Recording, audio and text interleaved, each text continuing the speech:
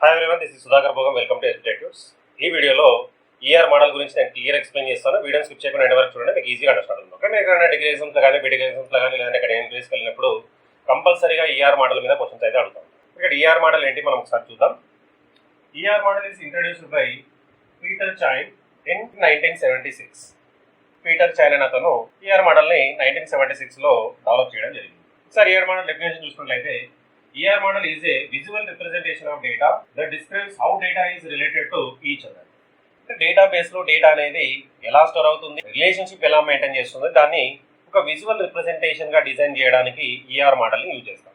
అంటే సింపుల్ గా ఒక హౌస్ కట్టుకోవాలంటే ఫస్ట్ ఏం చేస్తాము, డయాగ్రామెటికల్ డిజైనింగ్ చేసుకుంటాం. సేమ్ వే ఒక డేటాబేస్ ని డిజైన్ చేసే ముందు ఫస్ట్ డయాగ్రామెటికల్ గా డిజైన్ చేస్తాం. ఆ డయాగ్రామెటికల్ రిప్రజెంటేషన్ ని డిజైన్ చేయాలంటే యూజింగ్ ఈఆర్ మోడల్. ఇంకా చెప్పాలంటే దీని డెఫినేషన్ ఏ విధంగా రాయట్లేదంటే, the ER model defines the conceptual means logical view of a database. అంటే ఒక డేటాబేస్ కి సంబంధించిన లాజికల్ వ్యూ, అంటే ఒక గ్రాఫికల్ వ్యూని డిజైన్ చేయడానికి ఈఆర్ మోడల్ అనేది యూజ్ చేస్తూ ఉంటాం. దీన్ని ఇట్లా కూడా రాయొచ్చు డెఫినేషన్, లేదంటే ఇంకో విధంగా కూడా రాయొచ్చు. ER model is a graphical representation of entities, attributes, relationships. చూడండి, ER model is a graphical representation of entities, attributes and relationships అంట. ఇంకా ఏమంటున్నారు చూద్దాం. ER models are represented in an entity relationship diagram. ER model ని represent చేయాలంటే మనం ఏ diagrams use చేయాలంటే ఎంటిటీ రిలేషన్షిప్ డయాగ్రామ్స్ యూజ్ చేయాలి. ఓకే, ఒక ER డయాగ్రామ్ ని డ్రా చేస్తే అది మనకి ER మోడల్. చూద్దాం ఇంకేమంటున్నాం. The ER model is based on the following components. First one, entity. అంటే ఏంటో చూడండి, it is a thing or object in the real world. Anything that existing in the real world. మన కంటికి కనిపించేది ప్రతి ఒక్కటి ఆబ్జెక్ట్. చూడండి ఏమంటున్నాడు, which consist of either place, ఆ person, are Animal and so on అంటారు. అంటే మన కంటికి కనిపించేది రియల్ వరల్డ్ లో ఏదైనా కావచ్చు, అదే ఆబ్జెక్ట్. క్లియర్, దాన్ని మనం ఎంటిటీ అంటాం. ఇంకా ఏమంటున్నాడు చూడండి, an entity is represented in the ER diagram by a rectangle. అంటే ఒక ఎంటిటీని రిప్రజెంట్ చేయాలంటే రెక్టాంగిల్ సింబల్ తో రిప్రజెంట్ చేయాలి. మీకు ఈజీగా అండర్స్టాండ్ అవ్వాలంటే ఎంటిటీ అంటే టేబుల్ నేమ్.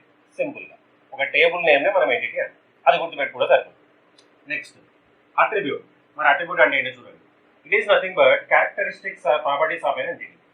అంటే ఎంటిటీ యొక్క ప్రాపర్టీస్, వాటి క్యారెక్టరిస్టిక్స్ నే అట్రిబ్యూట్ అంటాం. క్లియర్, ఇంకా చూద్దాం. an entity is represented by an ellipse.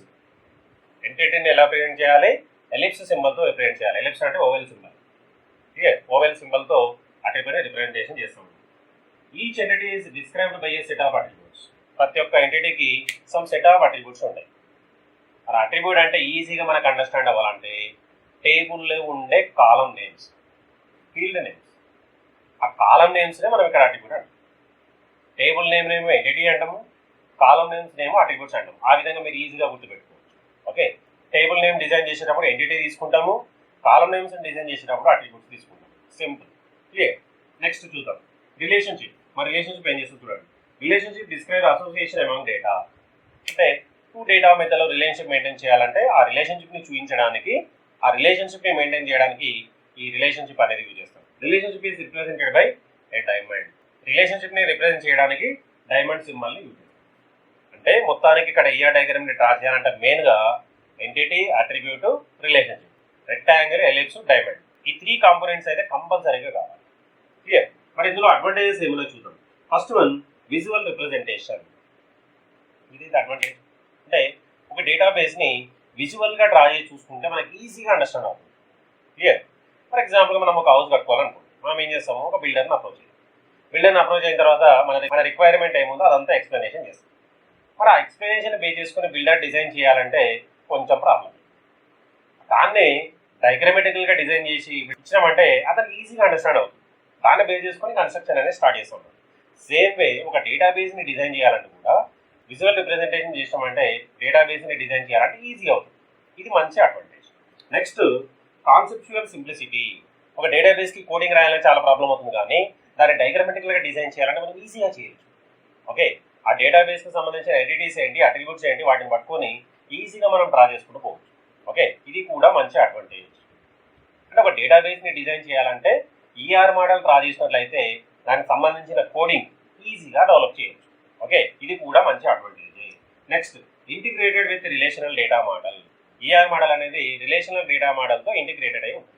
Relational డేటాబేస్ని డిజైన్ చేయాలంటే ఈజీగా మనం ఈఆర్ మోడల్ డ్రా చేసుకొని రిలేషనల్ డేటాబేస్ని డిజైన్ చేసుకోవచ్చు. ఓకే, అంటే ఈఆర్ మోడల్ అనేది రిలేషనల్ డేటాబేస్తో ఇంటిగ్రేటెడ్ అయి ఉంటుంది.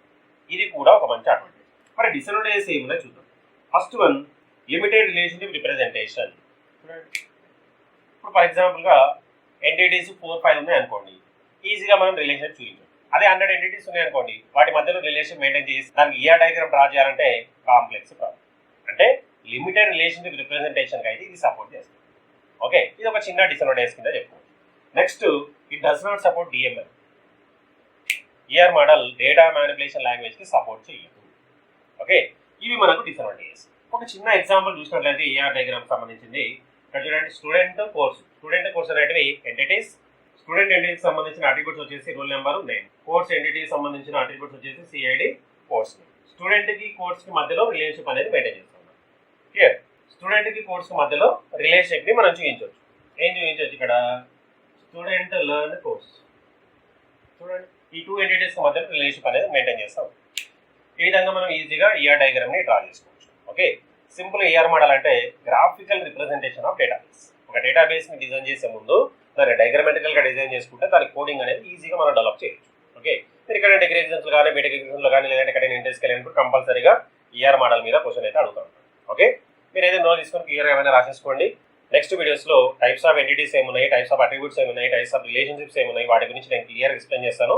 ఆ వీడియోస్ కూడా మీరు చూడండి. ఓకే, ఈ వీడియోలో మీకు ఏమైనా డౌట్స్ ఉంటే కామెంట్ సెక్షన్లో కామెంట్ చేయండి, నేను దానికి రిప్లై చేస్తాను. అట్లా వీడియో మీ ఫ్రెండ్స్ కూడా షేర్ చేయండి, వాళ్ళకు కూడా యూస్ఫుల్ అవుతుంది.